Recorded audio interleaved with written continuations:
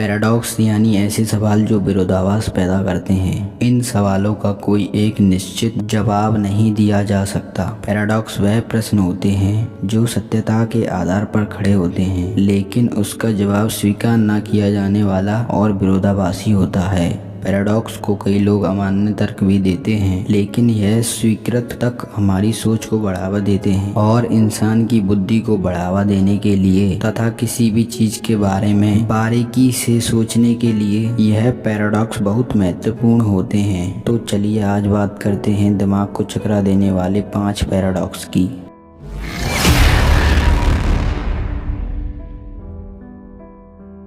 Number 1, lawyers paradox. Lawyers paradox इस paradox के अनुसार अगर कोई इंसान कहता है कि वह झूठ बोल रहा है या फिर वह जो कुछ भी कहता है वह सब झूठ है, तो अब सच में वो रोजाना झूठ ही बोलता होगा। तो उसके लिए झूठ बोलने वाली बात सच है और इस हिसाब से तो वह हमेशा झूठ नहीं बोलता, क्योंकि वह रोजाना झूठ बोलता है। ऐसा कहकर उसने एक सच बोल दिया, तो यह बात उसने विधान से विरोधाभास पैदा कर दी, जिसे लायर्स पैराडॉक्स कहते हैं। अब बात करते हैं number 2, the omnipotence paradox. The omnipotence paradox का मतलब होता है सर्वशक्तिशाली। कहा जाता है कि इस पैराडॉक्स को एवेरोस नाम के फिलोसोफर ने 12वीं शताब्दी में रचा था। ओमनीपोटेंस पैराडॉक्स के अनुसार मान लो कि भगवान सर्वशक्तिमान है, और क्योंकि भगवान शक्तिमान है इसलिए भगवान एक ऐसा पत्थर बना सकते हैं जो इतना भारी है कि उसे दुनिया में कोई भी नहीं उठा सकता, खुद भगवान भी नहीं। और अगर सर्वशक्तिमान होने के कारण भगवान खुद इस पत्थर को नहीं उठा सकते, तो उनका सर्वशक्तिमान होने का कथन गलत साबित होता है। और अगर उस पत्थर को भगवान उठा सकते, तो इसका मतलब यह हुआ कि वह एक ऐसा पत्थर नहीं बना सकते जिसे कोई ना उठा सके।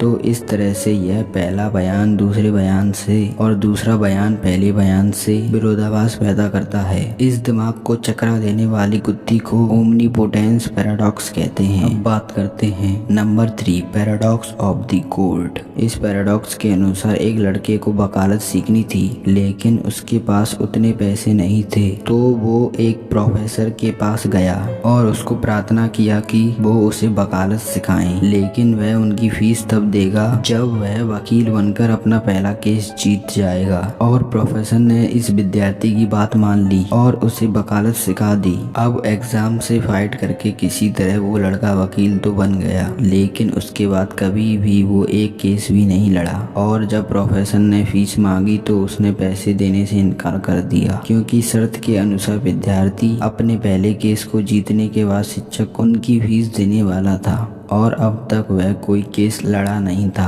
अब प्रोफेसर ने अपनी फीस लेने के लिए कोर्ट में उस विद्यार्थी के ऊपर केस कर दिया और कोर्ट में कहा कि अगर ये केस मैं जीतता हूँ तो कोर्ट के नियम के अनुसार इसे मुझे मेरे पैसे देने होंगे, और अगर मैं अपना केस हार जाता हूँ फिर भी इस लड़के को मुझे मेरे पैसे देने होंगे, क्योंकि शर्त के अनुसार उसे अपनी पहली केस जीतने पर मुझे वकालत सिखाने की मेरी फीस देनी होगी। अब आप सोच रहे होंगे कि इसमें कौन सा पैराडॉक्स है। यहाँ तो लगता है कि किसी भी हालत में उस विद्यार्थी को प्रोफेसर को पैसे ही देने होंगे, लेकिन अपनी सोच पे जरा और जोर दीजिए और गुत्थी को समझने की कोशिश करें। अब विरोधाभास उस लड़के के स्टेटमेंट में उत्पन्न होता है। उस लड़के का कहना है कि अगर मैं केस जीत जाता हूँ तो कोर्ट के नियम के अनुसार इस केस को मैंने जीता है, इसलिए मुझे प्रोफेसर को पैसे देने की जरूरत नहीं है, और अगर यह केस मैं हार जाता हूँ तो भी प्रोफेसर को मुझे अपनी फीस देने की जरूरत नहीं है, क्योंकि हमारी शर्त में यह तय हुआ था कि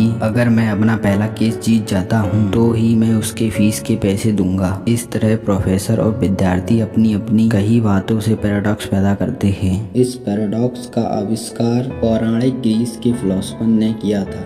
अब बात करते हैं नंबर 4, द ग्रैंडफादर पैराडॉक्स। यह पैराडॉक्स काफी मशहूर और चर्चित है क्योंकि यह टाइम ट्रेवल से जुड़ा हुआ है। इस पैराडॉक्स के अनुसार मान लीजिए कि कोई इंसान अपने भूतकाल में जाता है और अपने ही दादा और दादी को मिलने से पहले ही वो अपने दादाजी को मार देता है, तो इस हालत में उसके पिताजी का भी जन्म नहीं हो पाएगा और उसका खुद का अस्तित्व भी खतरे में पड़ जाएगा। इस पैराडॉक्स और कुछ साइंटिफिक समीकरणों के चलते भौतिक शास्त्र स्टीफन हॉकिंग हॉकिंग का कहना है कि हम भविष्य में समय यात्रा कर सकते हैं लेकिन भूतकाल में कभी नहीं कर सकते। अब बात करते हैं नंबर 5 स्मलियंस पैराडॉक्स।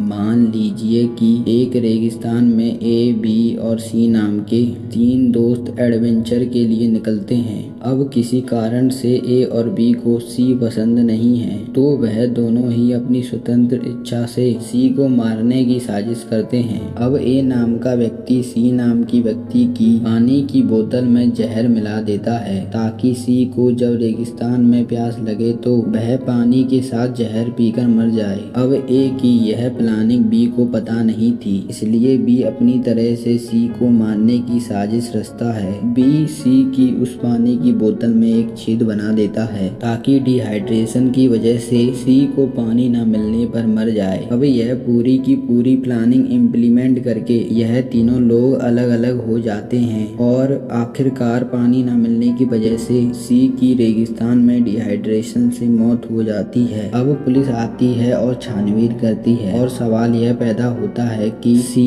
के मौत का गुनहगार कौन है। इस बात पर ए यह कहता है कि सी ने मेरा जहर पिया ही नहीं, इसलिए मैं उसकी मौत का गुनहगार नहीं हूँ। और दूसरी तरफ बी यह कहता है कि पानी की बोतल में छेद करके मैंने सी को जहर की वजह से मरने से बचा लिया। अब इस कसमकस में आखिरकार सी तो मर गया और कानून की नज़र में ए और बी दोनों के दोनों मर्डर का प्लान करने के लिए गुनहगार थे, लेकिन वास्तव में सी की हत्या का सही आरोपी कौन है, यह गुत्थी इस कहानी को पैराडॉक्स बनाती है। तो कैसे लगे आपको हमारे इस दिमाग को चकरा देने वाले 5 पैराडॉक्स? अगर आपको ऐसी ही और वीडियो चाहिए तो कमेंट में बता सकते हैं। Thank you.